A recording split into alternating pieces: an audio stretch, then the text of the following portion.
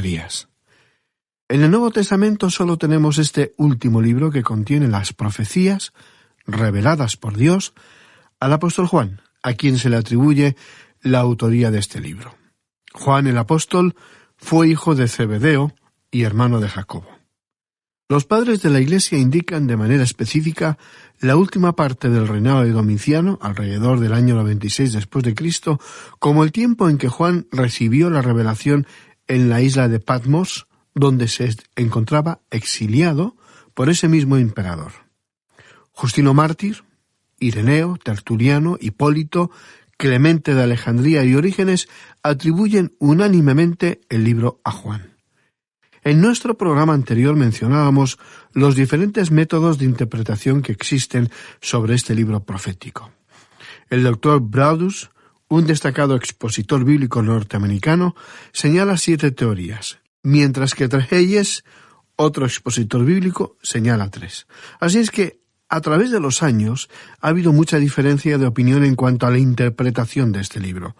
Mencionábamos también en nuestro anterior programa que seguiremos el sistema o método llamado futurista, es decir, que veremos que el propósito del libro es revelar eventos que ocurrirán inmediatamente antes, durante y después de la segunda venida de Cristo a esta tierra.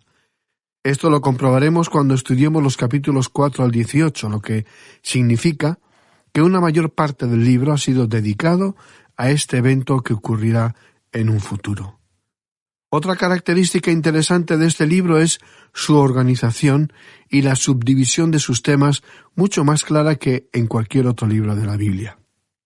Al leer el libro de los Hechos de los Apóstoles y las demás epístolas del Nuevo Testamento, resulta obvio que los primeros cristianos, los primeros creyentes, vivían conscientes y con una permanente expectativa de un pronto regreso de Jesucristo, un retorno que él mismo anunció y que fue corroborado por los ángeles que estaban presentes en el momento de su ascensión a los cielos.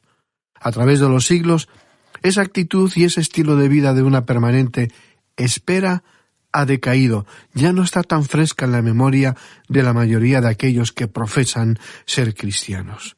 El conocimiento de las cosas venideras y vivir coherentemente en la convicción del cumplimiento fiel de una promesa dada por Jesucristo no es una habitual característica del cristianismo actual. Jesús dijo que nadie sabe la hora ni el día excepto el Padre. Y aunque han pasado 20 siglos desde que se han pronunciado estas palabras, eso no significa que el plan de Dios ha quedado obsoleto o invalidado. Vamos a mencionar, para ilustrar esa expectativa, esa emoción anticipada que vivieron y expresaron algunas personas en los primeros siglos. Clemente I, quien fue obispo de Roma en el año 96 después de Cristo, dijo: «Debemos esperar cada hora el reino de Dios, aunque nosotros no sabemos el día». Policarpo, en el año 108 después de Cristo, cuando era obispo de Esmirna, antes de ser quemado en una hoguera, dijo: «Él nos levantará de entre los muertos, reinaremos con él». Ignacio, quien fue obispo de Antioquía y, según dice uno de los historiadores, fue el sucesor del apóstol Pedro, él dijo: «Considerad los tiempos y esperadle». Y Papios, en el año 116, siendo obispo de Hierápolis, de quien Ireneo dijo que había conocido personalmente a Juan, dijo: «Habrá 1000 años cuando el reino de Cristo será establecido personalmente en la tierra». Y Justino Mártir, en el año 150 después de Cristo, dijo: «Yo y todos los demás que eran creyentes ortodoxos en todos los puntos sabemos que habrá 1000 años en Jerusalén, como Isaías y Ezequiel han declarado». Luego Ireneo dijo: «Esto puede ser solo cumplido en el regreso personal a la tierra de nuestro Señor. Ese es el reino del cual el Señor dijo que bebería de nuevo del vino en el reino». Tertuliano, por su parte, en el año 200 dijo: «Nosotros confesamos verdaderamente que el reino ha sido prometido en la tierra». Y también Martín Lutero dijo: «No pensemos que la venida de Cristo está muy lejos». Calvino, en su tercer libro del Instituto, dijo: la Escritura uniformemente nos ordena que esperemos con expectativa el advenimiento de Jesucristo. Luego, Canon Fossick dijo lo siguiente: los padres primitivos de la Iglesia, Clemente, Ignacio, Justino Mártir, Ireneo, todos esperaban el pronto regreso del Señor como el precursor necesario del reino milenario. Gosler, por su parte, en su obra sobre la historia de la Iglesia, hablando sobre esa bendita esperanza, dijo: su convicción sobre el regreso de Jesucristo y la llegada de su reino milenario fue tan fuerte, fue mencionado tan clara y prominentemente, que nosotros no dudamos en considerarlo como la creencia general de aquella era. El doctor Adolf Harnack escribió: los padres primitivos, Ireneo, Hipólito y Tertuliano lo creían, porque era parte de la tradición de la primera Iglesia. Lo mismo ocurrió a través de 4 siglos, con estos teólogos latinos que escaparon a la influencia de la especulación griega. Pero más allá que las palabras y consideraciones de unos teólogos y estudiosos de la Biblia, lo más importante es ¿qué es lo que dice la Biblia? Eso es lo determinante, porque es la palabra de Dios. ¿Qué es lo que dice el Señor Jesucristo? ¿Qué es lo que dice la palabra de Dios? Eso es lo importante, estimado amigo oyente. Con unas pinceladas queremos presentar un sencillo bosquejo que ampliaremos a medida que estudiemos el texto de Apocalipsis. Todo el plan de Dios comienza con la cruz de Cristo y su ascensión. En el capítulo 1 veremos al Cristo glorificado. En los capítulos 2 y 3 veremos a la Iglesia. En los capítulos 4 y 5 encontramos a la Iglesia en el cielo. Entonces en la tierra tiene lugar ese periodo llamado la Gran Tribulación, del capítulo 6 al capítulo 18. En el capítulo 19, Cristo regresa nuevamente a la tierra y establece su reino. Y en el capítulo 20 se habla de los 1000 años del reinado de Cristo. Entonces se prepara el gran trono blanco, el lugar ante el cual serán juzgados los perdidos, los incrédulos que han rechazado a Jesucristo. Y en los capítulos 21 y 22 comienza la eternidad. Ese es, a muy grandes rasgos, un bosquejo del libro de Apocalipsis. El apóstol Juan, el autor de estas revelaciones llamadas Apocalipsis, como ya mencionamos, escribió este libro en la isla de Patmos, cuando Domiciano se encontraba en el trono de Roma. El profesor Stauffer hace una importante observación al respecto. Dijo: Domiciano también fue el primer emperador que ejecutó una campaña en toda regla contra Cristo, y la Iglesia respondió al ataque bajo el liderazgo del último apóstol de Cristo, Juan, el escritor de Apocalipsis. Nerón había aniquilado a Pablo y a Pedro, pero lo hizo considerándolos como simples judíos fanáticos. Domiciano fue el primer emperador que llegó a comprender que detrás de este movimiento de cristianos existía alguien, una figura enigmática, que era una amenaza para la gloria del emperador. Él fue el primero en declarar la guerra a esa figura y el primero también en perder la guerra, un anticipo de las cosas que ocurrirán más adelante. Es muy importante tener claro el tema del libro.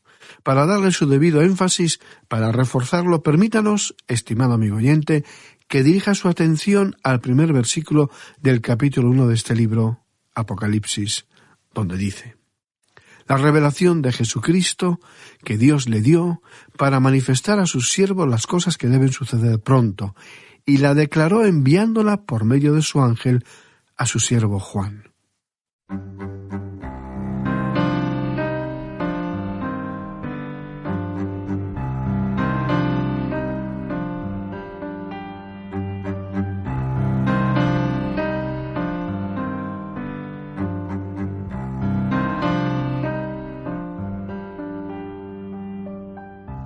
Debemos mantener claro en nuestro pensamiento que este libro es la revelación de Jesucristo.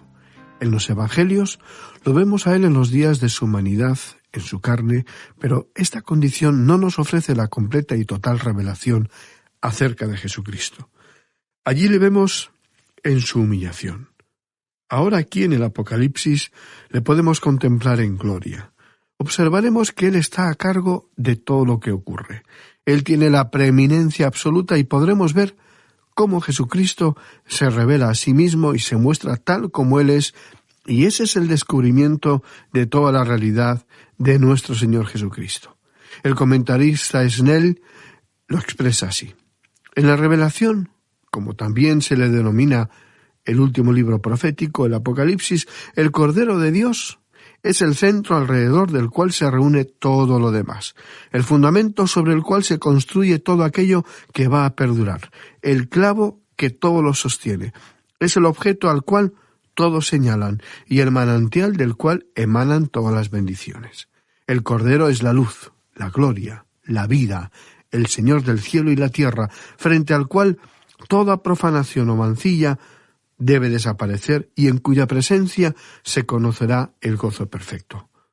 No podemos avanzar en el estudio del Apocalipsis sin ver al Cordero como los letreros que marcan el camino, para recordarnos que aquel que por sí mismo nos limpió de nuestros pecados, ahora es exaltado hasta lo sumo, y es ante él, ante el cual debe inclinarse toda rodilla y toda lengua debe confesar.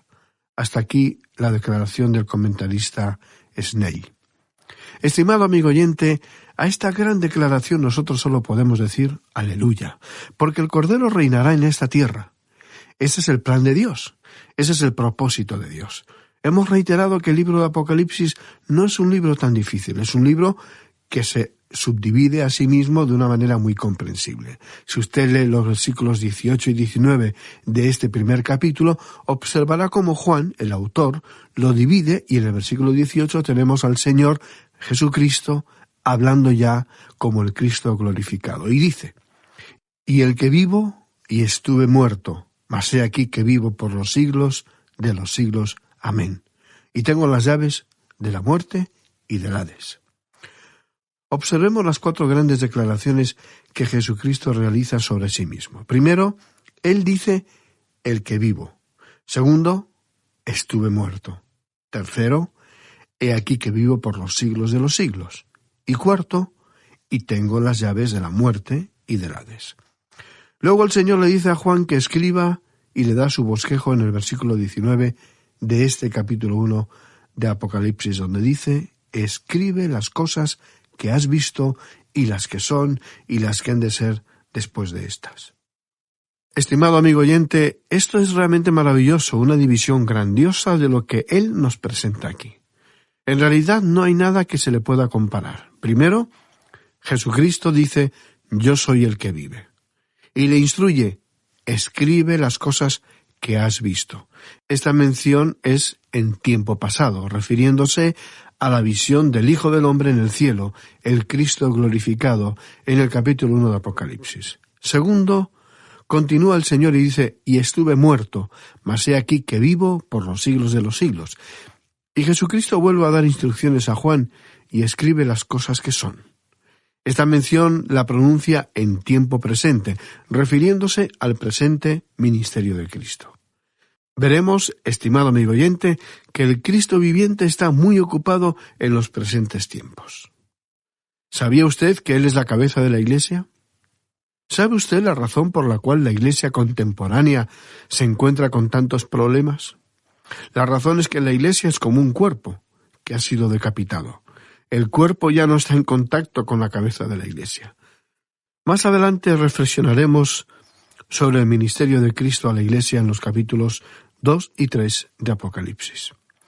Y tercero, Cristo dijo, tengo las llaves de la muerte y del Hades. Al llegar al capítulo 5 leeremos que no se encontraba a nadie que podía abrir el libro, solo había uno que era digno, el Señor Jesucristo. Comenzando en el capítulo 4 hasta el capítulo 22, tendremos los temas relacionados con el futuro.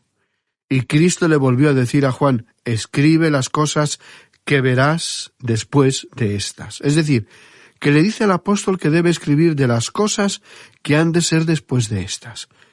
Eso es muy importante porque la expresión después de estas proviene del griego metatauta. ¿Después de qué cosas? ¿A qué se refiere?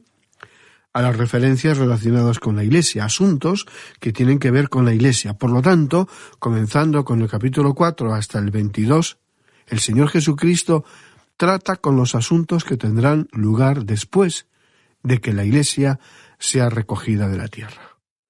Es no solo delicado, sino también arriesgado el relacionar eventos que están ocurriendo en el presente, en nuestros tiempos actuales, con eventos descritos como cosas que ocurrirán en el futuro, descritas en este libro profético. A veces se escuchan interpretaciones extravagantes que supuestamente se basan en el Apocalipsis.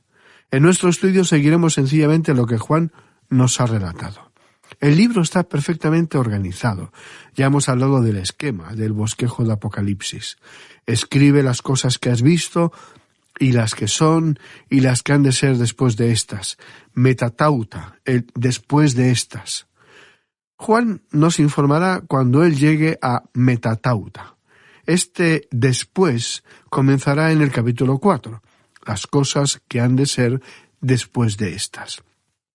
Es muy clara la exposición, y comprenderemos sin lugar a dudas que se está hablando de las cosas, los eventos futuros. Debemos recordar que a través de las páginas de Apocalipsis se enfatiza el señorío de Jesucristo, su posición relevante en el plan y el esquema del Padre de Dios Todopoderoso. No hay nadie, ni nada, que le haga sombra. Nadie puede ser comparado con su autoridad y poder. Él es el Cristo glorificado. Solo Él es la figura relevante, el personaje más importante. Nadie se puede comparar y nadie le discutirá su cargo y posición. El único mencionado es Él, el Cordero de Dios, que con su sacrificio en la cruz murió por nuestros pecados para que pudiéramos ser perdonados, limpios, lavados por su sangre que generosamente, amorosamente vertió en la cruz. Tengamos mucho cuidado en que nada ni nadie le reste la relevancia y el brillo que Dios mismo le ha otorgado. Solo Él es nuestro Salvador. Solo Él es quien puede perdonarnos nuestros pecados, nuestras rebeliones, nuestra indiferencia y desprecio. Solo Él fue capaz de volver a unirnos con sus brazos extendidos en la cruz, con Dios, el Creador, el Padre Celestial, que quiere abrazar a todas sus criaturas. Hemos presentado a modo de resumen la misma división que se le dio a Juan. El capítulo 1 nos presenta a la persona de Jesucristo, Cristo en la gloria. Después, en los capítulos 2 y 3, tenemos la posesión de Jesucristo, es decir, lo que le pertenece, que es su iglesia. Es suya, es propiedad suya, es su iglesia, la que Él amó y por la cual Él se entregó. Esto lo estudiaremos en los capítulos 2 y 3. Luego tenemos el programa de Jesucristo, el desarrollo del mismo visto en el cielo y que abarca los capítulos 4 al 22 y trata de la consumación de todas las cosas sobre esta tierra. Esto es lo que hace de este libro de Apocalipsis un libro tan glorioso, tan extraordinario. Bien, amigo oyente, apenas hemos mencionado el versículo 1, pero comenzaremos con el mismo nuestro próximo programa. Tenemos por delante una serie de programas muy especiales. Nuestro tema será todo el libro de Apocalipsis y anticipamos que serán momentos de mucha alegría, de profundo asombro, pero también de sincera reflexión acerca del estado actual, no solo de nuestra sociedad, de nuestro hermoso pero enfermo planeta, sino que nos veremos confrontados con nosotros mismos, con nuestro estilo de vida, con nuestra escala de valores de qué y quién es importante, vital en nuestra vida. Y será la Biblia, la palabra del Dios viviente, del Creador Todopoderoso, la que nos hablará directamente a nuestro corazón. Y para ello pedimos constantemente la fiel ayuda del Espíritu de Dios, el Espíritu Santo, para que nos alumbre, nos guíe, nos descubra los pensamientos y los deseos de nuestro Padre Celestial. ¿Qué clase de cristianos, de cristianas somos? ¿Qué y cómo creemos? ¿O a qué aspiramos llegar a ser? ¿Cristianos comprometidos con Dios y con el prójimo? ¿Cristianos que tengan suficiente valor y honor para levantarse y decirle a este mundo egoísta, injusto, donde el hambre y la guerra no parecen tener fin, que hay esperanza, no en los muchos proyectos utópicos, sino en volver a Dios por medio de aquel que dijo: yo soy el camino, la verdad y la vida. Nadie viene al Padre sino por mí.